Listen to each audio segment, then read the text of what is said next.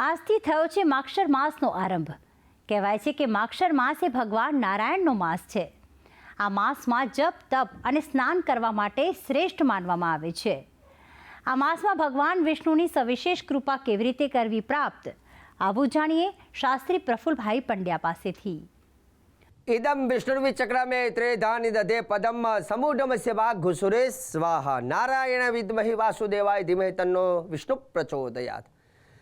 जय भगवान मित्रों, हूँ छूँ प्रफुल्लभाई पंड्या। भक्ति संदेश कार्यक्रमनी अंदर आपનું સ્વાગત છે। દર્શક મિત્રો, 12 મહિનાની અંદર માક્ષર મહિનાનું બહુ વિશેષ મહત્વ રહેલું છે અને આજે હું તમને જણાવીશ કે માક્ષર મહિનાનું મહત્વ શું છે, શાસ્ત્રમાં એનું પ્રમાણ શું છે, માક્ષર મહિનામાં શું કરવું જોઈએ અને કરવાથી એના ફળ શું મળે છે, તો સંપૂર્ણ જાણકારી આજના કાર્યક્રમમાં હું તમને જણાવવાનું છું। દર્શક મિત્રો, માક્ષર માસ એવું કહેવાય છે કે માક્ષર માસ જે 4 યુગ છે આપણા, સતયુગ, દ્વાપર યુગ, ત્રેતાયુગ અને કલિયુગ, 4 યુગ જે આપણા જણાવેલા છે। તો 4 યુગની અંદર જ્યારે સતયુગની શરૂઆત જ્યારે થઈ હતી, એવું કહેવાય છે કે માક્ષર મહિનાથી, માક્ષર મહિનાના પ્રતિપદા એટલે કે માક્ષર મહિનાની એકમથી આ સતયુગની શરૂઆત થઈ હતી। એટલે માક્ષર મહિનાને બહુ જ પવિત્ર અને શુભ ગણવામાં આવે છે। જેમ કે ઘણી વખત આપણે પ્રસંગ લઈએ ને, તો લગ્ન ખાસ કરીને કરવાના હોય કંઈ, તો લોકો શું કહે ભાઈ માક્ષર મહિનામાં અથવા વૈશાખ મહિનામાં કરીશું। આ દરેકના મુખમાં ખાલી માક્ષર મહિનો પહેલો આવતો હોય છે। કેમ કે બધા જાણે છે કે પવિત્રમાં પવિત્ર અને તહેવાર અને પ્રસંગો કરવા માટે શ્રેષ્ઠ જો મહિનો હોય જેને આપણે માક્ષર મહિનો કહેવામાં આવે છે।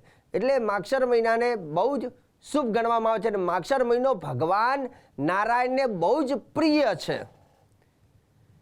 કેમ કે ભગવાને સ્વયં અર્જુનને કહ્યું છે કે હે અર્જુન, જેમ ગીતામાં કહ્યું છે કે હે અર્જુન, જેમ નદીની અંદર, નદીઓ ઘણી બધી છે પણ નદીમાં ગંગા એ હું છું, ભગવાન કહે છે કે હે અર્જુન, જે વૃક્ષોની અંદર ઘણા બધા વૃક્ષો છે પણ વૃક્ષોમાં સૌથી પીપલ, ભગવાન કહે છે એ હું છું, કેમ કે વૃક્ષનો રાજા પીપલ ગણવામાં આવે છે, પીપળો।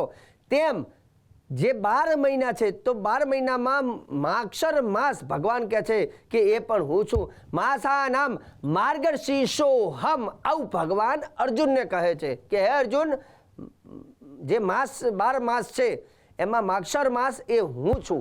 એટલે માક્ષર મહિનો ભગવાન નારાયણને સમર્પિત ગણવામાં આવે છે, ભગવાન નારાયણનો મહિનો કહેવામાં આવે છે। અને આ માસની અંદર યજ્ઞ યાગાદી, પૂજા પાઠ, હવન, જપ તપ અને લગ્ન સંસ્કાર, વાસ્તુ અને વિશેષ પ્રતિષ્ઠા જેવા મોટા મોટા યજ્ઞ અને ધાર્મિક કાર્યક્રમનું આયોજન માક્ષર મહિનામાં વિશેષ આપણને જોવા મળતું હોય છે। બીજા નંબરની વસ્તુ એવું કહેવાય છે કે આ માસની અંદર મહર્ષિ કશ્યપજીએ કાશ્મીરની રચના પણ કરી હતી આ માસની અંદર, એવું શાસ્ત્રમાં એનો ઉલ્લેખ જોવા મળે છે। બીજું કે આ માસની અંદર આપણે બધાએ શું કરવું જોઈએ, તો આ માસની અંદર માક્ષર માસમાં ખાસ કરીને ભજન, કીર્તન, પૂજન, દાન, જપ તપ અને સ્નાન એનું વિશેષ મહત્વ રહેલું છે। આ માસની અંદર તમે જોજો, ખાસ કરીને જે લોકો ભજન કરતા હોય પણ આ માસની અંદર ભગવાનનું હરિકીર્તન, ભગવાનનું ભજન અને ભગવાનના નામ લખવાનું તમે વિશેષ શરૂઆત કરી શકો છો। એક પુસ્તક લાવી અને પુસ્તકની અંદર આ આખા મહિના દરમિયાન ભગવાનનો કોઈ પણ એક મંત્ર અથવા જે તમને પ્રિય હોય પ્રભુનું નામ, એ નામનું લેખન આ માસની અંદર કરવાનું રાખો, એનું વિશેષ ફળ મળે છે। ભજનનું પણ ફળ મળે છે, ભજન, કીર્તન અને પૂજન। આ માસમાં બને એટલું ઘરની અંદર ધાર્મિક પૂજન કરાવો, સત્યનારાયણની કથા કરી શકાય, વિષ્ણુ નારાયણની પૂજા કરી શકાય, લક્ષ્મીજીની અર્ચના કરી શકાય અને સાથે સાથે શક્ય હોય તો રોજ ભગવાનને પંચામૃતથી સ્નાન કરાવવું અને ભગવાનને માખણ મિશ્રીનો પ્રસાદ અર્પણ કરવો, જે આ માસમાં કરેલું હોય તો એવું કહેવાય છે કે આખા વર્ષ દરમિયાન તે વ્યક્તિના જીવનમાં આર્થિક લાભ જોવા મળે છે।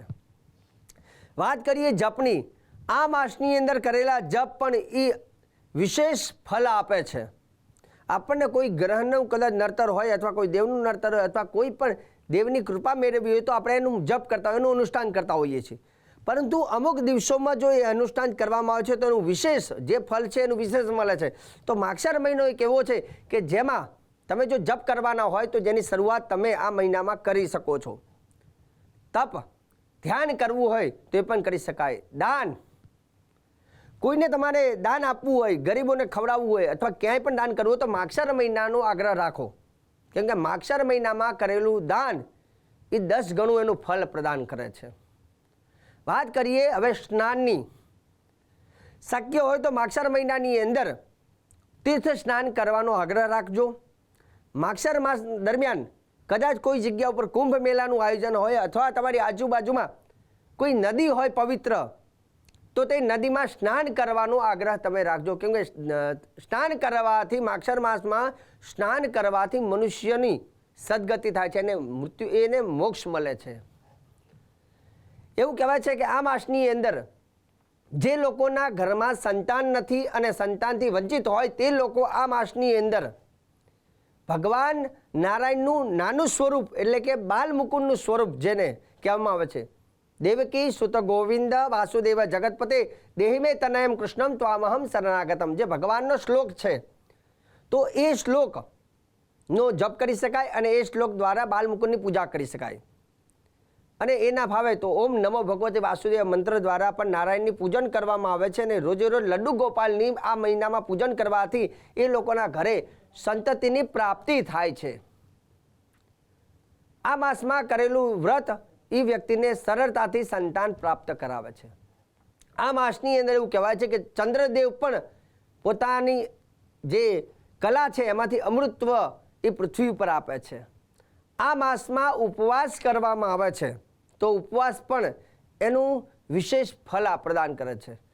આ માસની અંદર જો તમારે પાઠ કરવો હોય તો ગીતાનો પાઠ કરવો શુભ પરિણામ આપે છે.